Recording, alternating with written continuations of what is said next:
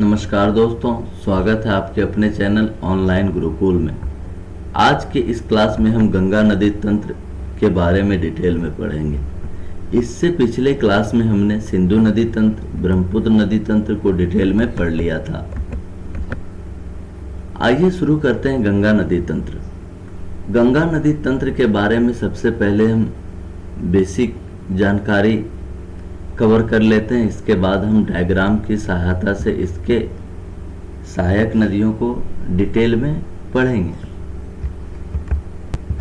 गंगा नदी भारत की सबसे लंबी नदी है और बात करें इसकी लंबाई की तो इसकी कुल लंबाई है 2525 किलोमीटर, यानी कि 2525 किलोमीटर। भारत में जो इसकी लंबाई है यह 2071 किलोमीटर है, यानी कि 2071 किलोमीटर है। बाकी लंबाई इसकी बांग्लादेश में है। गंगा नदी जो है यह दो देशों से गुजरती है, भारत बांग्लादेश।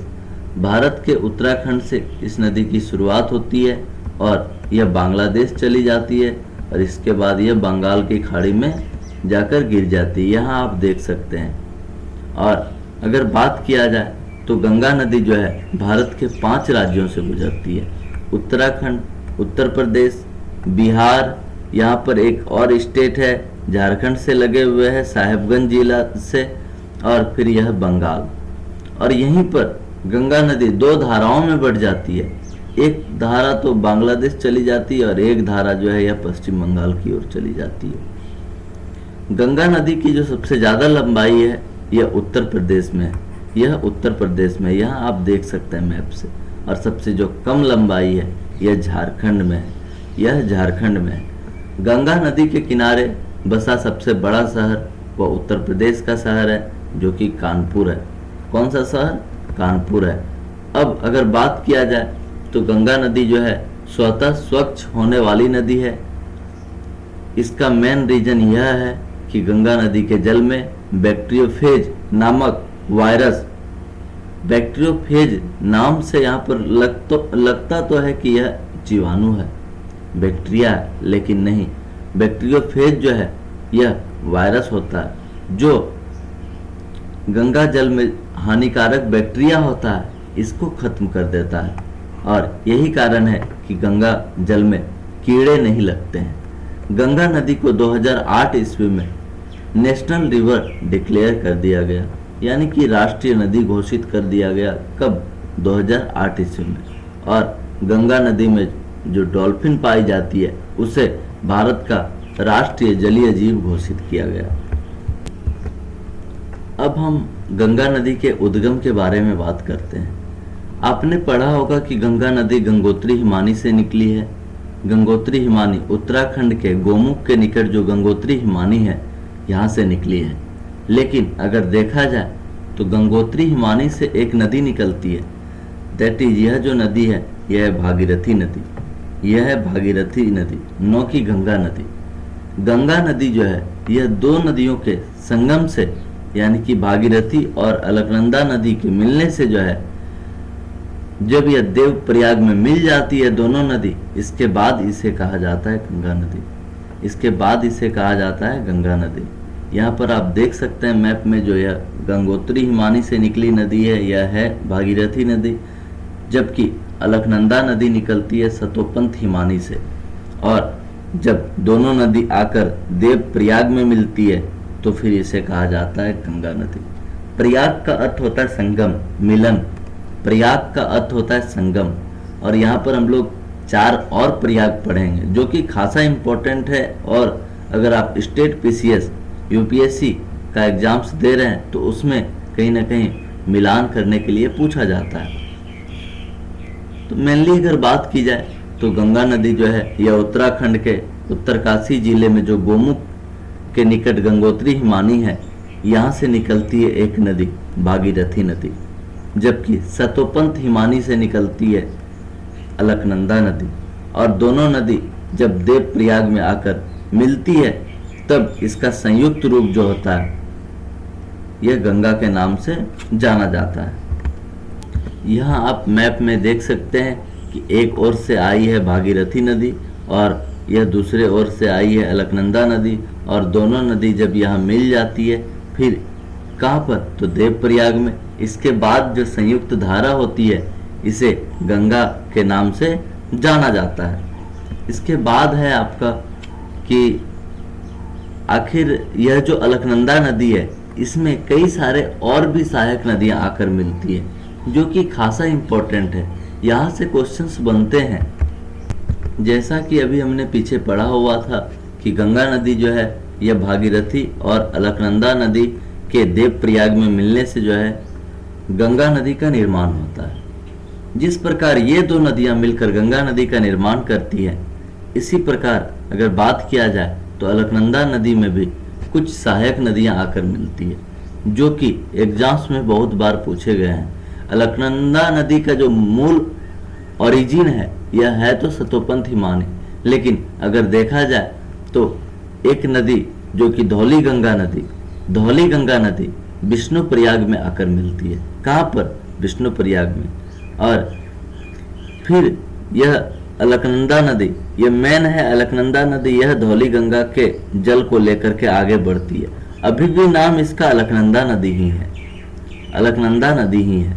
इसके बाद फिर नंदाकिनी नदी, एक नंदाकिनी नदी नंद प्रयाग में आकर मेल देती है। अभी भी इसका नाम है अलकनंदा नदी। यहाँ तक इसका नाम अलकनंदा नदी ही है, कंफ्यूज नहीं होना है। फिर इसके बाद पिंडार नदी कर्णप्रयाग में आकर मिलती है। फिर इसके बाद जो है मंदाकिनी नदी, नाम सुने होंगे, मंदाकिनी नदी जो है यह रुद्रप्रयाग में आकर मिलती है, रुद्रप्रयाग में आकर मिलती है। और यह जो चार नदियां हैं यह अलकनंदा की सहायक नदियों के रूप में जानी जाती है। इसको याद रखने का यहाँ पर ट्रिक देख लीजिए, धौली गंगा विष्णुप्रयाग, धौली गंगा विष्णुप्रयाग, एन नंदाकिनी आपका नंद प्रयाग हो जाएगा, पिंडार नदी कर्णप्रयाग पी के और एक हो जाएगा आपका मंदाकिनी रुद्रप्रयाग मिस्टर पी के मिस्टर, ये तो याद ही रह जाएंगे। और एन नंद प्रयाग नंदाकिनी नदी, नंद प्रयाग नंदाकिनी नदी। एक आपका आ जाएगा धौली गंगा विष्णुप्रयाग, इसको थोड़ा सा आप लोग ध्यान से देख लीजिए। और बद्रीनाथ का जो प्रसिद्ध मंदिर है यह अलकनंदा नदी के ही तट पर है। एक पूछा जाता है केदारनाथ का जो प्रसिद्ध मंदिर है वह कौन सी नदी के तट पर है? केदारनाथ का जो प्रसिद्ध मंदिर है यह मंदाकिनी नदी के तट पर है, जबकि अगर बद्रीनाथ का प्रसिद्ध मंदिर की बात की जाए तो यह अलकनंदा नदी के तट पर है, अलकनंदा नदी के तट पर है। और केदारनाथ जो है यह मंदाकिनी नदी के तट पर। अलकनंदा का उद्गम हम लोग देखें कि यह सतोपंथ हिमानी से निकलती होती है अलकनंदा नदी। धौली गंगा जो है विष्णुप्रयाग के निकट अलकनंदा से मिलती है। फिर यह अलकनंदा विष्णुप्रयाग के जल को लेकर आगे बढ़ती है। फिर नंदाकिनी नदी नंद प्रयाग में आकर मिलती होती है। फिर यहाँ से यह अलकनंदा नदी आगे बढ़ती है और पिंडार नदी जो है यह कर्णप्रयाग, पिंडार नदी जो है यह कर्णप्रयाग में आकर मिलती होती है पी के। और एक हो जाएगा मिस्टर यानी कि मंदाकिनी नदी जो है यह रुद्रप्रयाग में आकर मिलती होती है। और फिर यह जब गंगा और फिर यह जब भागीरथी और अलकनंदा नदी का संगम होता है देवप्रयाग में, इसके बाद यह गंगा नदी के नाम से जानी जाती है।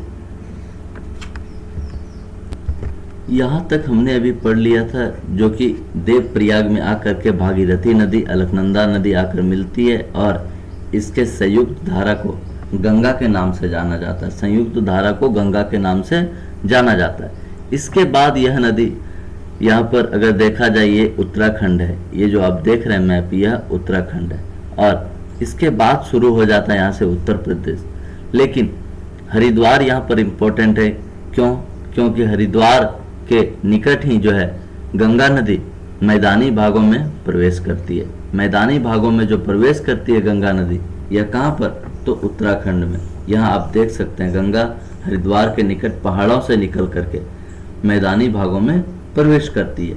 और अगर बात करें तो इसके बाद शुरू हो जाता है आपका यूपी यानी कि उत्तर प्रदेश। यहाँ तक तो आपका हो जाएगा उत्तराखंड। इसके आगे जैसे फॉरवर्ड डायरेक्शन में अब चलेंगे शुरू हो जाता है आपका कौन सा राज्य? उत्तर प्रदेश। हम अभी देखे हुए थे कि गंगा नदी भारत के 5 राज्यों से होकर गुजरती है। उत्तराखंड, तो उत्तराखंड के जो भी रिवर सिस्टम है, यानी कि गंगा नदी तंत्र से संबंधित है, उसको हम लोग अभी डिस्कस कर चुके हैं। अब शुरू हो जाएगा आपका उत्तर प्रदेश।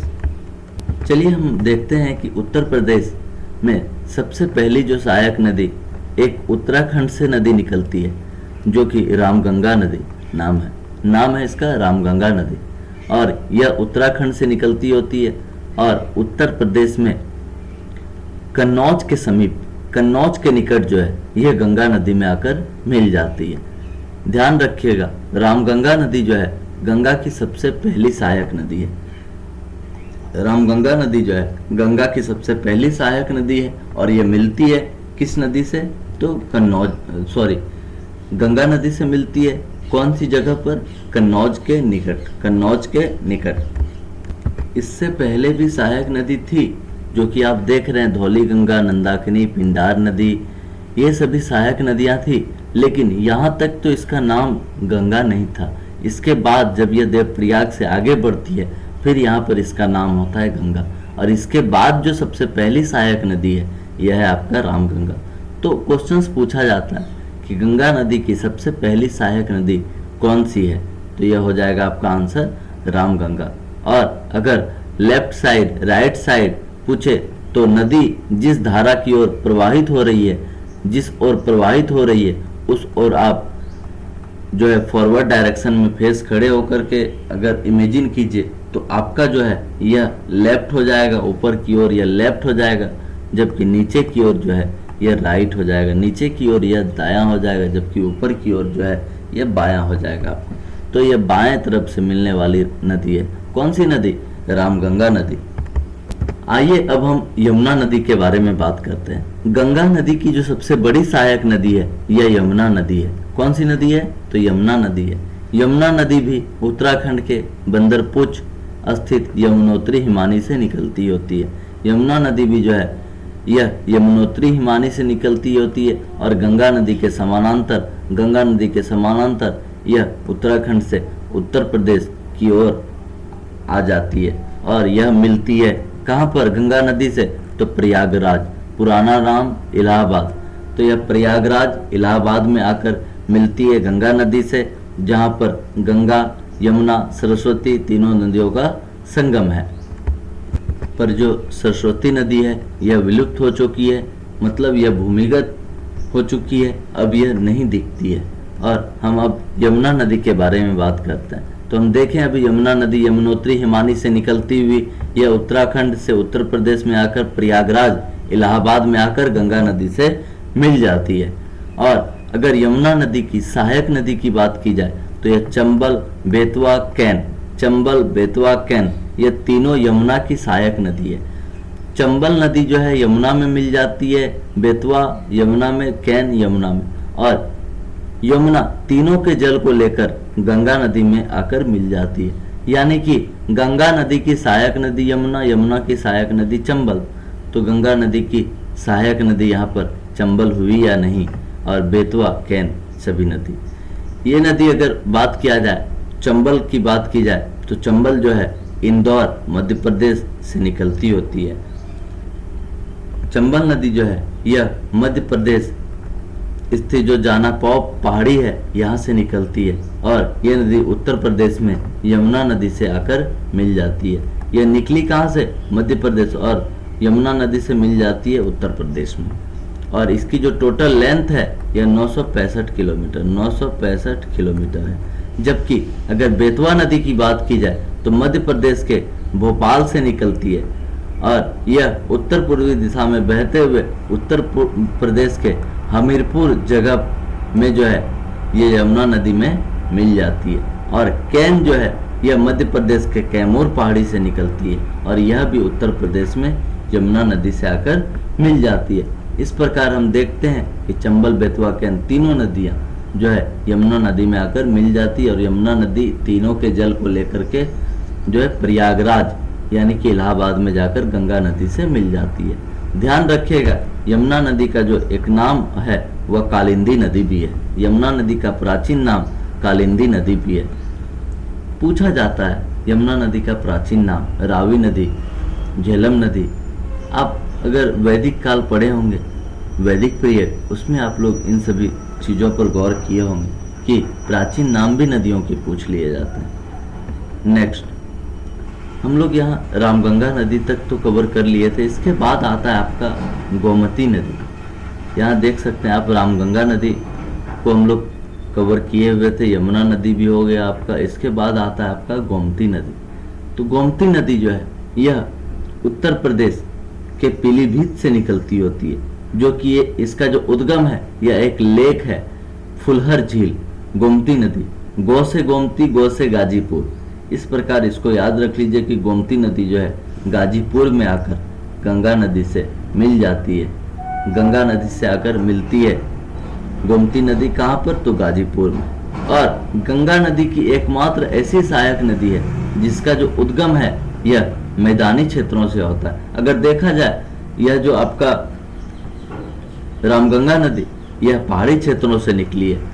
क्यों? क्योंकि उत्तराखंड तो पहाड़ी क्षेत्र है और यह जो निकली है यह पहाड़ी क्षेत्रों से निकली हुई है। चंबल की बात की जाए, अभी हम देखे हुए थे, जाना पाव पहाड़ी से निकली है, बेतवा विंध्याचल पर्वत से निकली है, कैमूर पहाड़ी से निकली है, लेकिन यह जो है यह मैदानी क्षेत्रों से इसका उद्गम होता है।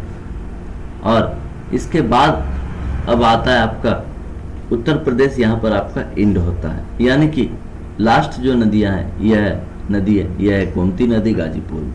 और इसके बाद अब आपका आता है बिहार, इसके बाद अब आपका आ जाएगा बिहार। और इस प्रकार हमने अभी 2 राज्य यानी कि उत्तराखंड, उत्तर प्रदेश, 2 राज्यों को कवर कर लिया। अब जो है ये बिहार, तो बिहार में जो ज़्यादातर गंगा की सहायक नदियां हैं यह नेपाल से निकलती होती है। जो आप देख रहे हैं यहाँ पर, यह है नेपाल से निकलती होती है ज़्यादातर गंगा की सहायक नदियाँ। शारदा, घाघरा, गंडक, कोसी, ये जो नदियाँ हैं जो कि गंगा की सहायक नदियाँ हैं यह नेपाल से निकलती होती है। सबसे पहले गंगा नदी उत्तराखंड से निकलती होती है, इसके बाद हम कवर किए उत्तर प्रदेश, इसके बाद अब है बिहार। तो सबसे पहले जो नदी है यह हम अब शारदा नदी के बारे में देखते हैं। सबसे पहले हम यहाँ पर अब बात करते हैं शारदा नदी के बारे में और घाघरा नदी के बारे में। तो यह जो शारदा नदी है इसका उद्गम नेपाल से होता है। नेपाल में इसे काली नदी के नाम से जाना जाता है, नेपाल में इसे काली नदी के नाम से जाना जाता है। जबकि जो यह घाघरा नदी है इसे कर्णाली नदी के नाम से जाना जाता है, इसे कर्णाली नदी के नाम से जाना जाता है। काली नदी जब भारत में प्रवेश करती है तो इसे शारदा नदी के नाम से जाना जाएगा। जो कर्णाली नदी है जब यह भारत में प्रवेश करती है तो इसे घाघरा नदी के नाम से जाना जाता है। और अब यहाँ पर बात आती है शारदा नदी, घाघरा नदी, दोनों नदी जो है एक ही नदी आकर के बन जाती है और इसे कहा जाता है घाघरा नदी। यह क्यों? तो मेन है इसमें मेन है इसमें घाघरा नदी, तो घाघरा नदी में आकर शारदा नदी मिल जाती है और घाघरा नदी फिर शारदा नदी के जल को लेकर यह बिहार के छपरा में आकर गंगा नदी से मिल जाती है। इस प्रकार हम अभी देखें कि यह जो घाघरा नदी है यह शारदा नदी के जल को लेकर के बिहार के छपरा में आकर गंगा नदी से मिल जाती है। और घाघरा नदी को सरयू नदी के नाम से भी जाना जाता है, घाघरा नदी को सरयू नदी के नाम से भी जाना जाता है। इसके बाद अब हम देखते हैं गंडक नदी, कोसी नदी। यहाँ तक तो क्लियर है। शारदा नदी है एक आपका जो कि नेपाल से उद्गम है, घाघरा नदी भी नेपाल से उद्गम है, मेन इसमें घाघरा नदी है। और घाघरा नदी फिर शारदा के जल को लेकर यह आगे की ओर बढ़ जाती है और बिहार के छपरा में जो है यह गंगा नदी से आकर मिल जाती है। इसके बाद अब आपका आता है गंडक नदी। पहले हम यहाँ पर अब सोन नदी के बारे में डिस्कस कर लेते हैं, क्योंकि छपरा के बाद जो है पटना है, यहाँ पर एक नदी आकर मिलती है, यह है सोन नदी। यह सोन नदी अमरकंटक के पठार से निकलती है। और आप पढ़े होंगे जो नर्मदा नदी है यह भी अमरकंटक के पठार से ही निकलती होती है, अमरकंटक के पठार से ही निकलती होती है सोन नर्मदा। और इसकी जो लंबाई है सोन नदी की यह है 780 किलोमीटर। तो तो सोन नदी अमरकंटक के पठार से निकलती है और यह जो है पटना के समीप गंगा नदी में आकर मिल जाती है। पटना के समीप गंगा नदी में आकर मिल जाती है। जबकि अगर गंडक नदी की बात की जाए तो गंडक नदी जो है यह नेपाल से निकलती होती है, नेपाल चीन सीमा से निकलती होती है और यह बिहार के चंपारण जिले में प्रवेश करती है। बिहार के कौन से जिले में? चंपारण जिले में। इतना याद नहीं रखना है। अगर आप MTS, SSC, ग्रुप डी और NTPC इन सभी एग्जाम्स का तैयारी कर रहे हैं तो बस यही पूछे जाएंगे खूब से खूब कि गंडक नदी निकलती कहाँ से है और यह कहाँ पर आकर गंगा नदी में मिलती है। यह नहीं पूछा जाएगा कि बिहार में कौन से जगह पर जो है यह कौन से बिहार के जिले में प्रवेश करती है। और अगर देखा जाए यह सोनपुर के निकट गंगा नदी में मिल जाती है। यकीन मानिए यह जो मैप है कहीं ना कहीं बहुत ही आपके लिए जो है बेनिफिशियल है और इसको अगर आप कवर कर लेते हैं तो एग्जाम्स में जो है आपके क्वेश्चंस लगभग क्वेश्चंस कवर हो जाएंगे। इससे क्वेश्चंस छूटेंगे नहीं आपके। अगर आप कंसेप्ट के साथ इसको पढ़ रहे हैं तो फिर क्वेश्चंस छूटने की कोई संभावना बनती है नहीं। और यहीं पर अगर हम बात करें अब कोसी नदी की, तो कोसी नदी वही जो बिहार का शोक कहा जाता है, यह नेपाल के हिमालय से निकलती है। कहाँ से? नेपाल के हिमालय से यह कोसी नदी निकलती होती है और यह नदी जो है कहीं ना कहीं जब यह पहाड़ी क्षेत्रों से निकलती होती है तो इसका वेग जो होता है यह बहुत ही अधिक होता है। यानी कि इसकी वेग गति जो होती है यह बहुत ही अधिक होती है। इसके कारण जो है बिहार में जो बाढ़ आती है उससे बहुत ही अधिक मात्रा में तबाही देखने को मिलती है और इस कारण इसे बिहार का शोक कहा जाता है। इस कारण यह कोसी नदी को जो है यह बिहार का शोक कहा जाता है। कोसी नदी अपना रास्ता बदलने के लिए भी प्रसिद्ध है। अपना रास्ता जो है यह बदलने के लिए भी प्रसिद्ध है। और अगर देखा जाए तो यह कटिहार में यानी कि कुर्सेला में जो है गंगा नदी में मिल जाती है कोसी नदी। कौन सी नदी में? तो गंगा नदी में आकर मिल जाती है कोसी नदी। अब अगर बात किया जाए तो नेक्स्ट जो नदी है और गंगा की सबसे आखिरी जो सहायक नदी है यह है महानंदा नदी। यह है महानंदा नदी जो कि उत्तर की ओर से आ रही है। सबसे आखिरी सहायक नदी जो है यह है महानंदा नदी। महानंदा नदी जो है यह पश्चिम बंगाल के दार्जिलिंग की पहाड़ी से निकलती होती है और गंगा के उत्तरी तट की सबसे अंतिम सहायक नदी के रूप में जानी जाती है बंगाल। यहाँ तक हमने बिहार को कवर किया हुआ था, लेकिन अगर महानंदा की बात की जाए यह आपका हो जाएगा बंगाल। सबसे पहले हमने यहाँ तक आपका एक बार फिर से देख लीजिए। ये तो आपको याद ही रहने चाहिए कि गंगा नदी भारत के किन किन राज्यों से गुजरती है। तो उत्तराखंड हो जाएगा, फिर इसके बाद यूपी हो जाएगा, फिर बिहार हो जाएगा, फिर झारखंड हो जाएगा साहेबगंज जिले से। झारखंड कौन से जिले से? साहेबगंज जिले से। और अगर बात किया जाए तो झारखंड के बाद जो है यह वेस्ट बंगाल यानी कि पश्चिम बंगाल में आकर प्रवेश कर जाती है। यहाँ पर इस गंगा नदी जो है दो धाराओं में बढ़ जाती है। फरक्का बैराज से आगे जैसे ही बढ़ती है गंगा नदी दो धाराओं में बढ़ जाती है। एक तो इधर पश्चिम बंगाल की ओर चली गई, जबकि दूसरी जो मुख्य धारा है यह पद्मा नदी के रूप में बांग्लादेश की ओर चली जाती है। पद्मा नदी के रूप में गंगा नदी बांग्लादेश की ओर चली जाती है और एक आ गई पश्चिम बंगाल जो कि हुगली के नाम से जाना जाता है, और यहीं पर अगर हम दामोदर नदी के बारे में बात करें जो कि हुगली की सहायक नदी है, यह छोटा नागपुर पठार से निकलती है। झारखंड के छोटा नागपुर पठार से निकलती है। कौन सी नदी? दामोदर नदी। और जो है यह हुगली नदी में जाकर मिल जाती है। झारखंड से निकली और यह पश्चिम बंगाल में जाकर किससे? तो हुगली नदी से जाकर मिल जाती है। और इस नदी के वजह से भी जो है पश्चिम बंगाल में बाढ़ आ जाती है, जिसके कारण इसे बंगाल का अभिशाप कहा जाता है। कौन सी नदी को? हुगली नदी को। हुगली नदी को विश्व की जो है सबसे ज्यादा विश्वासघाती नदी के रूप में जानी जाती है। अब यहाँ पर थोड़ा सा आप जो है संक्षिप्त में देख लीजिए कि यह जो है रामगंगा नदी किससे मिली? गंगा से मिली। और कहाँ पर मिली? तो यह कन्नौज में मिली। देख सकते हैं यहाँ पर रामगंगा नदी गंगा की सबसे पहली सहायक नदी, गंगा की सबसे पहली सहायक नदी जो कि उत्तर प्रदेश में पड़ता है। यह निकलती तो उत्तराखंड से लेकिन कन्नौज में आकर मिलती है। यह उत्तर प्रदेश में पड़ता है। इसके बाद आपका आ जाएगा यमुना नदी, यह भी गंगा नदी से मिलती है और यह प्रयागराज में गंगा नदी से आकर मिल जाती है। घाघरा नदी की बात की जाए, यमुना नदी और इसके जो 3 सहायक नदी है चंबल, बेतवा, कैन, यह भी यमुना नदी से आकर मिल जाती है।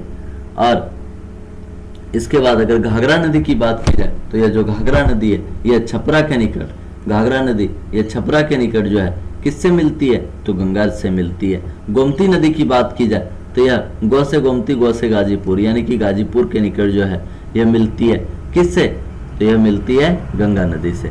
सोन की बात की जाए, सोन नदी जो है यह पटना के समीप जो है सोन नदी कौन सी नदी से मिलती है तो यह गंगा नदी से मिल जाती है। और कोसी, गंडक ये भी जो है गंगा नदी से ही आकर मिलती होती है, यानी कि गंगा नदी की सहायक नदी है। और महानंदा जो है यह महानंदा जो है, महानदी नहीं महानंदा जो है यह पश्चिम बंगाल में गंगा नदी से आकर मिल जाती है। नेक्स्ट अगर बात किया जाए तो यह जो अब गंगा नदी 2 भागों में बढ़ जाती है, 2 धाराओं में बढ़ जाती है, जिसे कि वितरिका कहा जाता है ज्योग्राफी के लैंग्वेज में, भूगोल के लैंग्वेज में।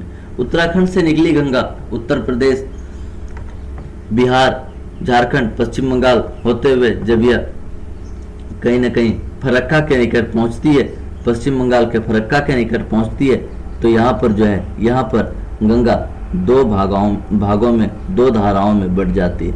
एक धारा जो कि गंगा के बांग्लादेश चली जाती है उसको पद्मा के नाम से जाना जाता है, और दूसरी धारा जो कि हुगली के रूप में पश्चिम बंगाल की ओर मूव कर जाती है। पश्चिम बंगाल में गंगा नदी को भागीरथी नदी भी कहा जाता है। ध्यान रखिएगा, भागीरथी नदी जो है शुरू में भी भागीरथी नदी ही इसको कहा गया था, जो कि गोमुख हिमानी से निकली थी। और जो कोलकाता है यह हुगली नदी के तट पर ही स्थित जो है। भागीरथी नदी बांग्लादेश में मुख्य धारा के रूप में प्रवेश करती है, जहां इसे पद्मा के नाम से जाना जाता है, दैट इज गंगा। और जब यह आगे बढ़ती है तो यह जो है ब्रह्मपुत्र नदी से, जिसे बांग्लादेश में जमुना के नाम से जाना जाता है, बांग्लादेश में ब्रह्मपुत्र नदी को जमुना के नाम से जाना जाता है। जमुना नदी जो है यह गंगा नदी यानी कि पद्मा नदी से आकर मिल जाती है, और फिर इसके संयुक्त धारा को ही पद्मा कहा जाता है। लेकिन जब यह आगे बढ़ती है इसके बाद एक नदी मणिपुर से, यह जो है यह मणिपुर है आपका, यह मिजोरम है, यह मणिपुर यह आपका मिजोरम है। मणिपुर से एक नदी असम होते हुए, एक नदी बांग्लादेश होते हुए मिलती है किससे तो फिर यह मिल जाती है पद्मा नदी से, और यहीं से इसका नाम मेघना हो जाता है। लास्ट में इसका नाम होता है मेघना, ध्यान रखिएगा, मौ से मेघना, जब यह मिल जाती है और आगे बढ़ जाती है यानी कि मेघना। पहले ब्रह्मपुत्र नदी का बांग्लादेश में नाम क्या है तो जमुना है, गंगा नदी का बांग्लादेश में नाम क्या है पद्मा है, लेकिन अगर दोनों नदी मिल जाती है इसके बाद से जो नाम हो जाता है यह मेघना हो जाता है। फिर एक नदी और आकर जो बराक नदी आकर मिलती है, इसके बाद से मेघना कहा जाता है, जो कि इसके बाद यह बंगाल की खाड़ी में जाकर गिर जाती है गंगा नदी। तो हम लोग अभी देखें कि जो एक विशाल नदी गंगा निकली, उत्तराखंड से निकली गंगा, यह उत्तर प्रदेश, बिहार, झारखंड, पश्चिम बंगाल इन सभी राज्य होते हुए यह जो है बांग्लादेश की ओर चली जाती है, और बांग्लादेश के बाद यह ब्रह्मपुत्र नदी के साथ मिलकर और मेघना नदी के साथ मिलकर यह बंगाल की खाड़ी में जाकर गिर जाती है। और यहीं पर अगर देखा जाए तो सबसे बड़े डेल्टे का निर्माण होता है, गंगा ब्रह्मपुत्र नदी के मिलने से सबसे बड़ा डेल्टा का निर्माण होता है, that is Sundarban delta. Delta होता है क्या तो डेल्टा उस भूभाग को कहा जाता है जब नदी, सागर, जो नदी होती है, जो रिवर है, यह सागर और झील में अगर प्रवेश करे तो उसके प्रवाह में, यानी कि जब उसका वेग जो होता है वह कम हो जाने से, क्योंकि देखिए जो नदियां वहां से निकली, पहाड़ों से निकली नदियां, जो जिसका वेग बहुत ही ज्यादा है, जब वह मैदानी भागों में प्रवेश करती है तो ऐसे ही वेग कम हो जाता है। तो वेग के कम होने के कारण बड़े मात्रा में रेत, गाद का जमाव होने लगता है इसके मुहाने पर, और एक त्रिभुजाकार आकृति का निर्माण होता है। एक यहाँ पर आप देख सकते हैं यह त्रिभुजाकार आकृति का निर्माण होता है, यह जो त्रिभुजाकार आकृति होती है इसी को डेल्टा कहा जाता है। और विश्व का सबसे बड़ा डेल्टा जो है यह सुंदरवन का डेल्टा। कौन सा? तो सुंदरवन डेल्टा के रूप में जाना जाता है। धन्यवाद दोस्तों। अब हम मिलते हैं। आपका अगला चैप्टर जो है वह है प्रायद्वीपीय नदी, यानी कि मध्य एवं दक्षिण भारत की जो नदियां हैं, इसको लेकर के अब हम नेक्स्ट लेक्चर में मिलते हैं। Thank you.